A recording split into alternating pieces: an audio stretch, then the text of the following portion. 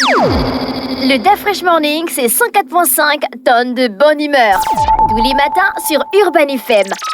La meilleure radio de la capitale. La meilleure radio de la capitale. Vous êtes sur les 104.5 Urban FM, la station urbaine, et vous écoutez le DAF Fresh Morning. On est avec Elvis. Elvis, bonjour. Bonjour DAF Fresh, bonjour René Rude, bonjour Fallon, bonjour Mosley, bonjour Sanders, bonjour tous les auditeurs qui nous écoutent ce matin sur les 104.5. Alors DAF Fresh, le sport, c'est quoi?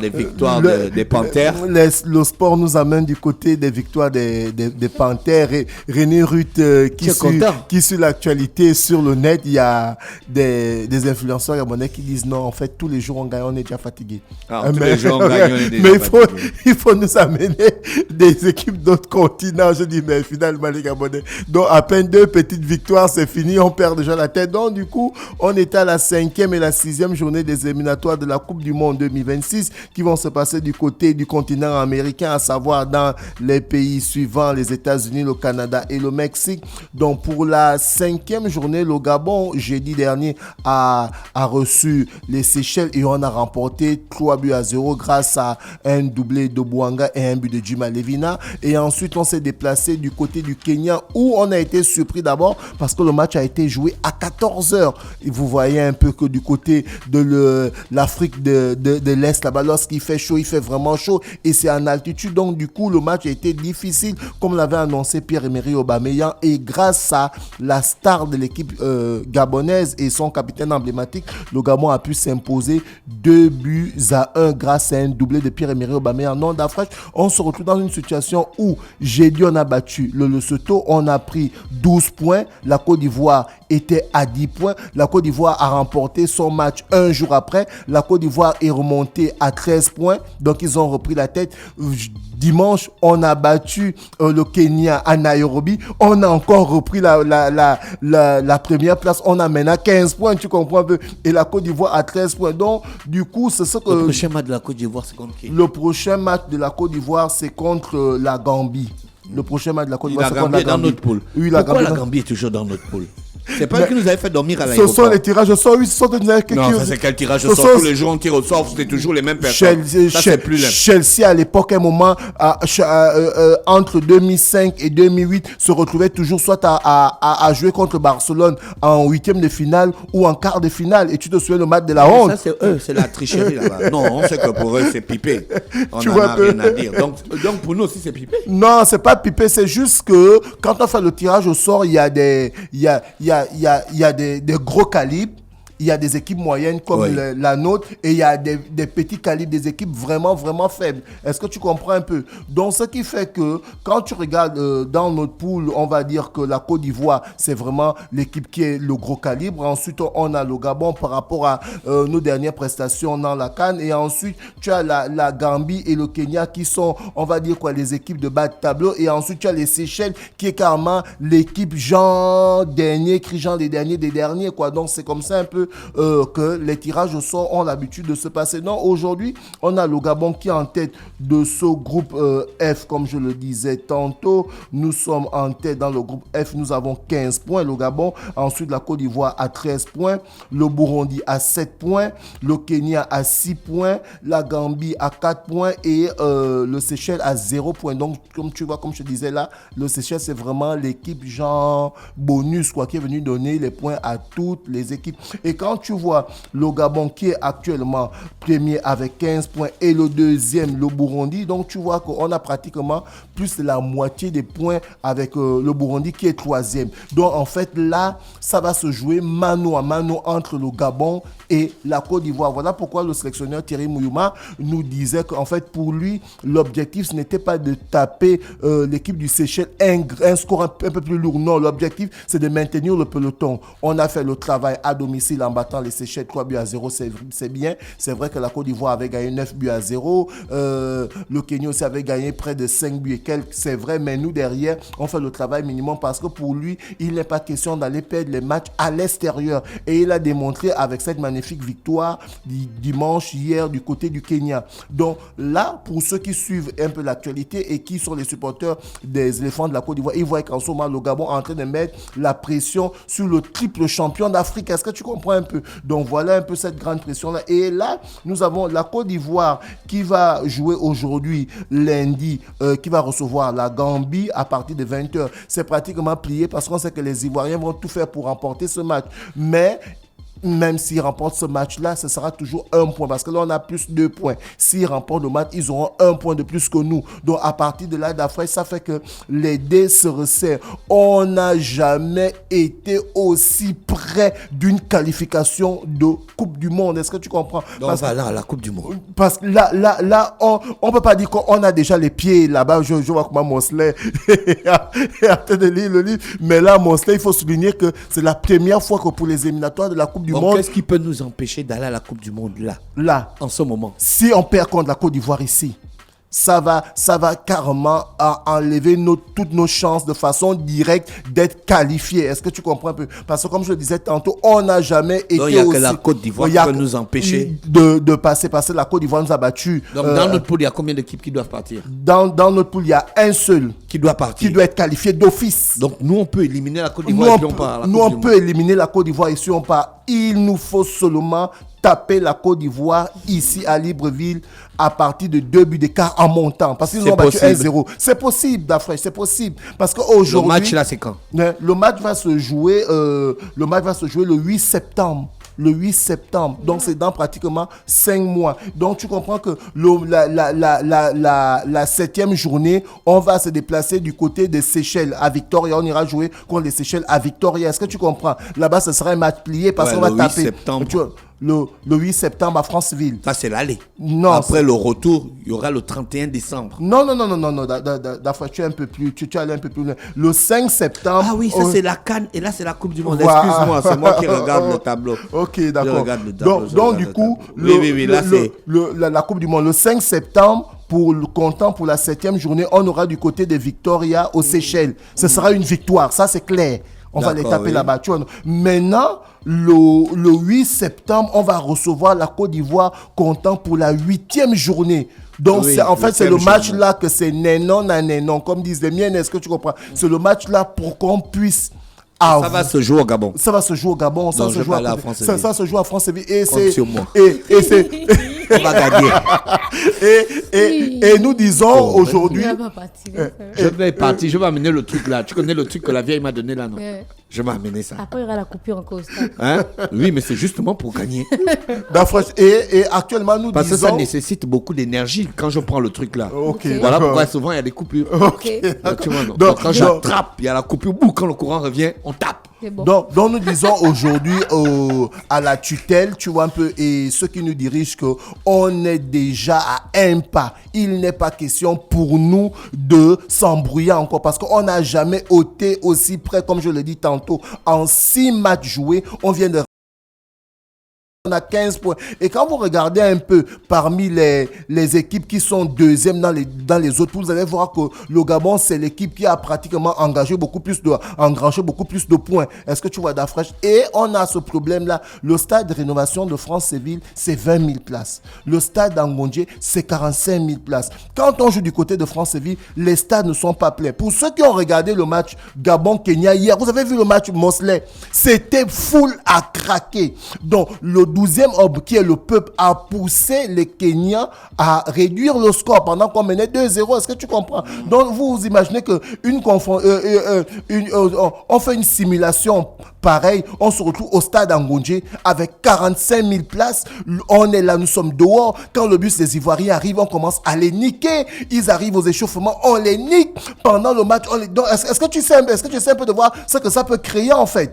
Ça peut créer sur le plan mental un déséquilibre. On se souvient, Mosley, le match des éliminatoires de la Coupe du Monde, Gabon-Maroc, du côté du Maroc, quand on perd 4-1, le premier tir au but d'Aubameyang, il a pratiquement une affaire de 10 lasers sur le visage.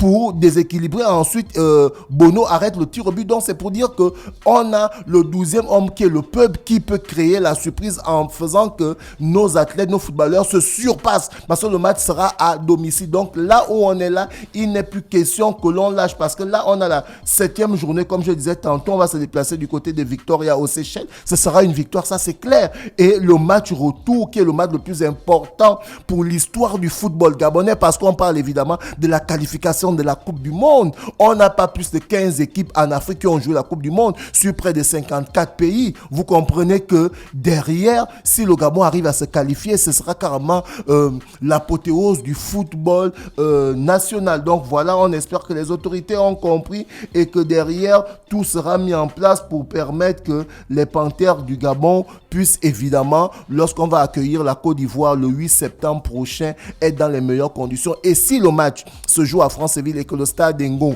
ou le stade Angodjo n'est pas rénové, il va falloir que les autorités puissent transporter le peuple parce qu'on doit être full du côté du stade de Franceville. Les 20 000 places doivent être prêtes pour pousser nos Panthères du Gabon à remporter ce match et enfin prendre maintenant la première place du groupe. Parce que jusqu'à présent, là, on joue à Tom et Jerry. Est-ce que tu comprends un peu? Quand la Côte d'Ivoire gagne, on est deuxième.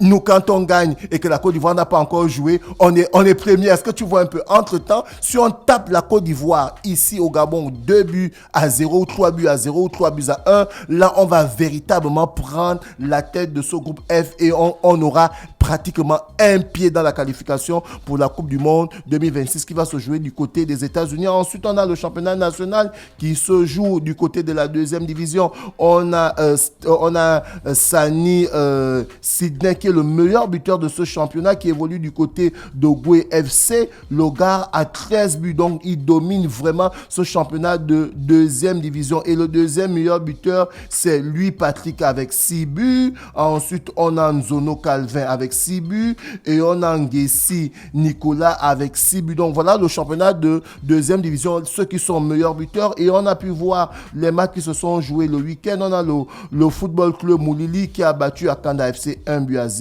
Ensuite, le match de Adouma FC et Mouila F a été pas joué. Donc du coup, l'US Akanda a perdu face au Goué FC 4-0. Et c'est à Goué FC qu'on a le meilleur buteur du championnat qui est évidemment Sani Sydney. Ensuite, on a pour le dernier match de cette rencontre, Ombilan Zembi qui n'a pas pu créer la surprise à domicile, qui a été battu par le Football Club de Missile 3-2. Et dans ce classement, on va parler des 3 premières équipes. Donc, on a Stade Migovéen qui a 25 points, on a Ogo FC qui a 24 points et on a Mwanda FC qui a 23 points. Donc, ce sont les 3 là. S'ils terminent dans ce podium-là, ils vont se retrouver l'année prochaine du côté de la première division. Ensuite, du côté de la première division, on était à la 16e journée et on a pu voir des très bons matchs. D'Afresh, on a ton équipe Bouengedi Sport qui allait s'imposer à domicile, à l'extérieur face au CF. C'est plus mon équipe, ils sont descendus en 2e. Non, ils ne sont pas descendus en 2e. Ils sont en première division. Ils sont en première division. Là, on parle de la première division. Donc, on a Bouengedi Sport. On a Bouengedi Sport qui a battu le CF Mounana 2-0. Ensuite, l'Ozo Sport et l'Ambaréné Athletic Club ont fait 0-0. Stade Mandu a perdu contre le Sandberry Sportif. Le club de René Ruth qui est situé du côté de Montagne-Sainte. Mais moi, je n'ai jamais vu le siège du club. Non, René Ruth, c'est à côté. Ah bon? Oui, c'est à côté. Le siège est où? Le siège à côté. C'est la descente de la clinique Biogué sur la gauche. Vers chez toi, là? Oui. Oui. Là, notre maison. Entre le boutiquier et notre maison, c'est là le siège. Entre le boutiquier et votre maison, il y a une maison de coloniale, là? Entre la maison coloniale et puis le boutiquier. Voilà, il y a une petite maison là. C'est là. Mais il n'y a le pas siège. le stade. Non, du siège. le siège, c'est En général, les gars, ils ont le siège doit être dans le stade. Oui. Non. Si on regarde tout ça, Le stade est où? dans Fresh, on n'a pas de sport. Non, le stade non, est où? moi, non, Il moi, joue sur quel non, stade? Mosley, Il joue bon, il joue quel stade? Non, Mosley. tu as suivi Ted Lasso, non? En général, une équipe a son siège dans son stade. Oui, mais il n'y a pas. Le siège, c'est à Ah, ils n'ont pas de Montagne-Sainte. stade. Mais non, pour le stade, il n'y a pas de stade. Ils n'ont pas de stade. Ou bien Mais le le siège à stade, c'est la Montagne cour Sainte. de Tiboulin. La petite cour, là. Donc, ensuite, on a du côté d'Aquacam, l'Union sportive d'OIM a battu Aslikaki 2-0. Ensuite, Manga Sport du côté du stade Henri Silvos. Manga Sport qui est en train de partir un peu pour être couronné champion du Gabon. S'est imposé face au Football Canon 105 2-1. Ensuite, les policiers de Vautour Club. Là, je pense à mon type, le capitaine Baba et le capitaine Noah du côté du commissariat de Nzan. Le club des policiers a créé la surprise Mosley en battant l'Union sportive de Bitam. Tu comprends un peu du côté de Libreville. Le stade était plein. Beaucoup de supporters de l'Union sportive de Bitam ont effectué un déplacement parce que Vautour Club, quand même, par rapport à l'Union sportive de Bitam, qui était plusieurs fois champion du Gabon. Donc, les Bitamois, les supporters de l'Union sportive de Bitam se sont dit que c'était plié. En temps, c'était mal compté sur les policiers qui ont dit cette fois-ci, on va faire tomber un géant. Et Vautour Club a battu l'Union sportive de Bitam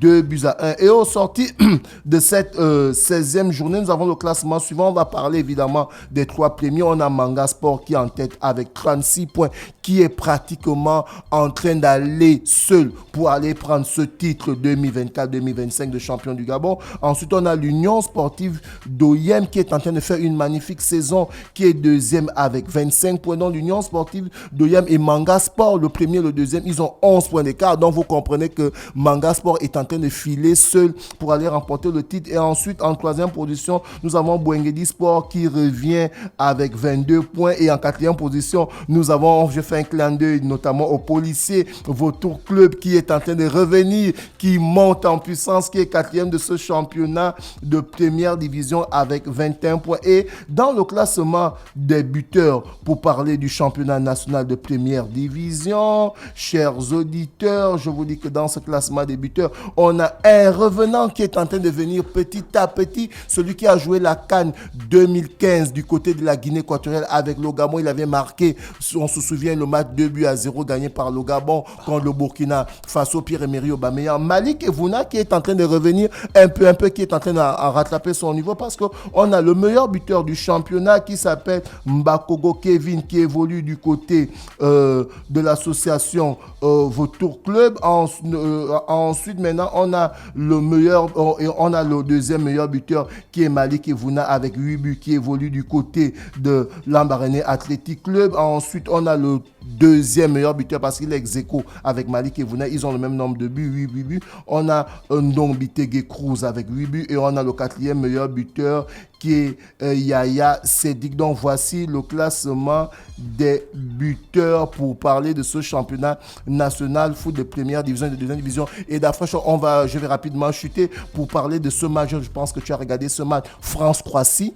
Les Français ont fait la remontada. La Croatie qui a remporté le quart de finale de la Ligue des Nations, aller 2-0. Donc beaucoup pensaient que c'était plié, mais sauf que du côté de la Croatie, il ne reste que Modric, le Ballon d'Or 2018. Il n'y a plus pratiquement des grands attaquants, monstrueux comme on a connu à l'époque dans les années 98, les années 98 avec les attaquants tels que Davor Suker, avec des grands milieux comme Zidane Boban et autres, tout ça. La Croatie, c'est plus la Croatie de 2018 qui avait perdu en finale face à la France à l'époque. Ils avaient l'attaquant Mandzukic de la Juventus de Turin. Non, mais là, ils ont des attaquants moyens et Modric est carrément à une porte de la retraite. Donc, du coup, les Français qui ont créé la sensation déjà remportant le match 2-0. Ensuite, après prolongation, arrivé au tir au but, les Français ont remporté 5-4 pour parler des tirs au but. C'était pratiquement la même recette qui s'est passée du côté de l'Espagne où l'Espagne a fait 3-3 face aux Pays-Bas